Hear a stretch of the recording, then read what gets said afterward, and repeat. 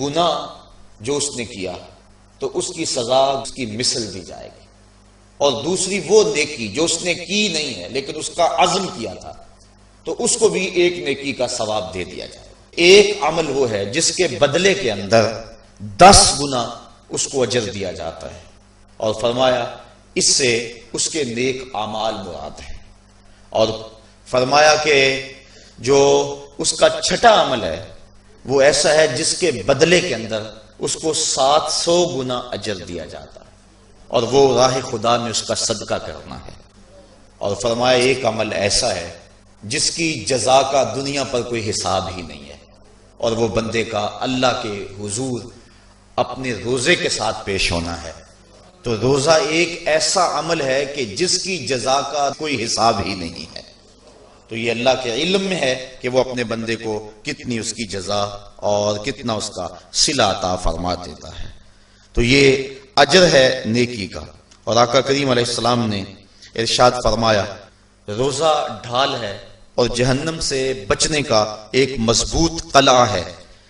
روزے کے من جملہ ثمرات میں سے ایک ثمرہ مرتبہ احسان کا حاصل ہونا ہے۔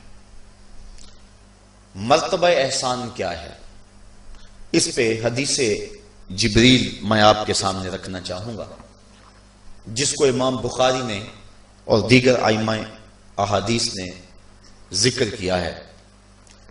مسجد نبوی کا ماحول تھا، مدینہ شریف کی فضائیں تھی، صحابہ حضور کی صحبت میں جلوہ فراز تھے، نور بٹ رہا تھا، اجالے اتر رہے تھے، صحابہ کے من روشنی سے مالا مال تھے کہ حضرت عمر فاروق رضی اللہ تعالی عنہ فرماتے ہیں کہ ایک شخص آیا جس کی گھنی سیاہ داڑھی تھی اور اس کا سفید لباس تھا، ہم میں سے اسے کوئی جانتا بھی نہیں تھا، لیکن اپنے وجود کی تر و تازگی کی وجہ سے وہ مسافر بھی دکھائی نہیں دیتا تھا، چونکہ مسافر ہوتا تو آثار سفر اس کے بدن سے ظاہر ہوتے، لگتا تھا جس طرح یہی کسی گلی سے نکل کے آیا ہے، لیکن چونکہ وہ وہاں کا رہنے والا نہیں تھا، ہم میں سے اسے کوئی پہچانتا بھی نہیں تھا۔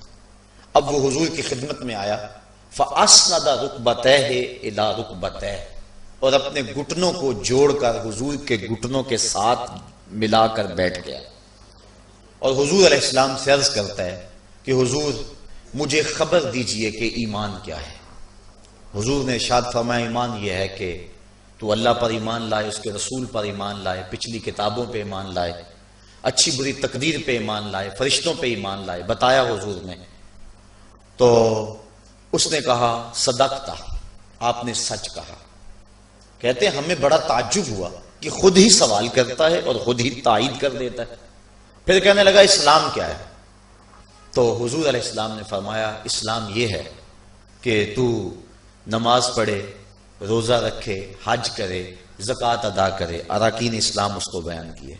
کہنے لگا آپ نے سچ کہا۔ کہتے ہیں ہمیں پھر تعجب ہوا کہ خود ہی ایک بات کہہ رہا ہے اور خود ہی پھر اس کی تصدیق کر رہا ہے۔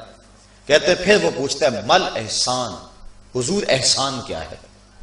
تو حضور علیہ السلام نے جواباً فرمایا ان تعبد ربک کأنک تراہ، احسان یہ ہے کہ تو اللہ کی عبادت اس طرح کرے کہ گویا تو اسے دیکھ رہا ہے، اور اگر یہ کیفیت تجھے نصیب نہیں ہوتی تو کم از کم یہ کیفیت نصیب ہو جائے کہ وہ تجھے دیکھ رہا ہے۔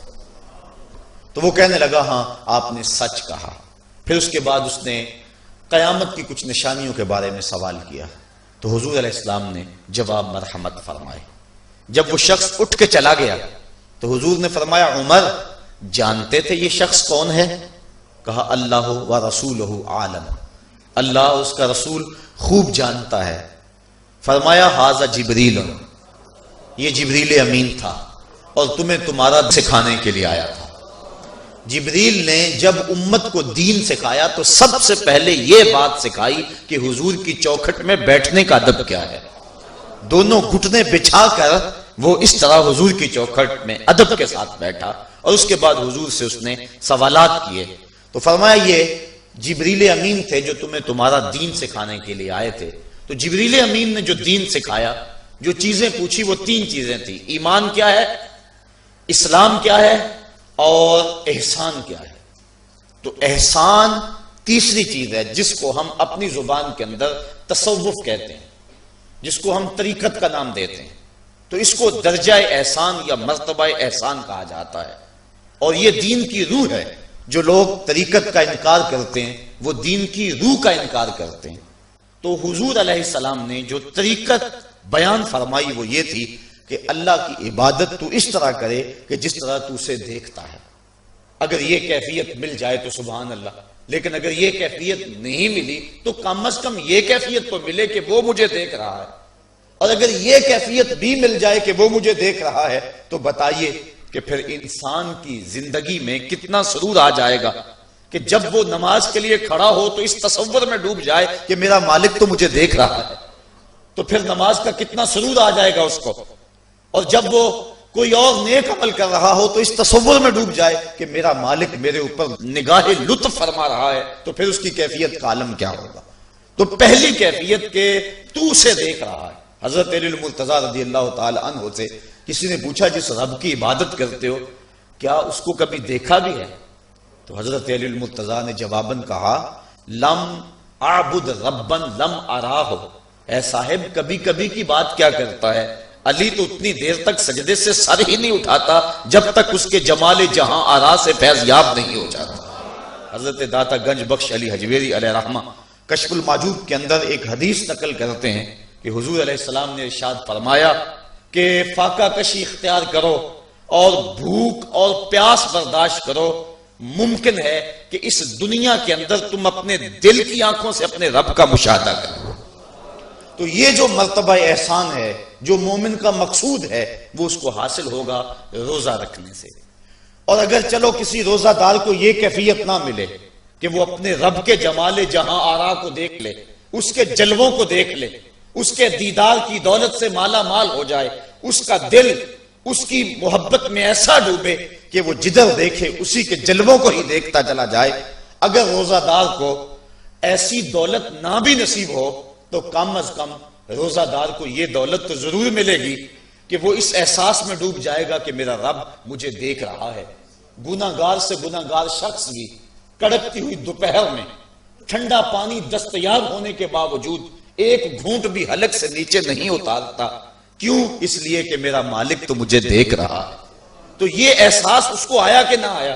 کاش کہ رمضان میں یہ نور جو ہم کو نصیب ہوتا ہے، یہ رمضان کا خاص نور ہے، مرتبہ احسان سے پھوٹتا ہوا یہ اجالا رمضان میں ایک گناہگار سے گناہگار شخص بھی حاصل کر لیتا ہے کہ وہ اس احساس میں ڈوب جاتا ہے کہ میرا مالک مجھے دیکھ رہا ہے۔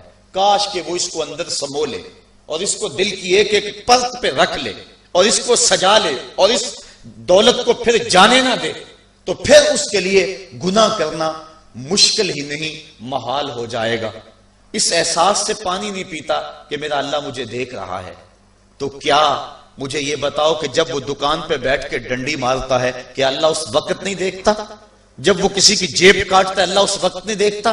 جب وہ رشوت لے رہا ہوتا ہے اللہ اس وقت نہیں دیکھتا؟ کہ اللہ تعالیٰ صرف رمضان میں دیکھتا ہے، غیر رمضان میں نہیں دیکھتا؟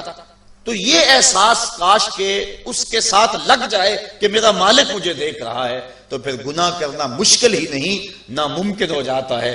7ویں کوٹھڑی میں جب سارے دروازے بند کر کے بت کے اوپر موٹا کپڑا ڈال کے زلیخا بولی ہے تالک یوسف اب آ جاؤ نا، اب تو کوئی نہیں دیکھ رہا ہے، تو یہی احساس تھا جس نے روشنی دی۔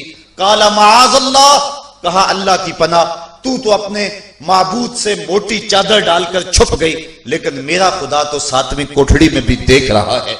پھر اتنی روشنی برسی، اتنے اجالے اترے کہ گناہ کیا، گناہ کا تصور بھی محال ہو گیا۔ تو یہ یقین، یہ اذعان کہ میرا مالک مجھ کو دیکھ رہا ہے، انسان کے لیے گناہ کو مشکل ہی نہیں ناممکن بنا دیتا ہے۔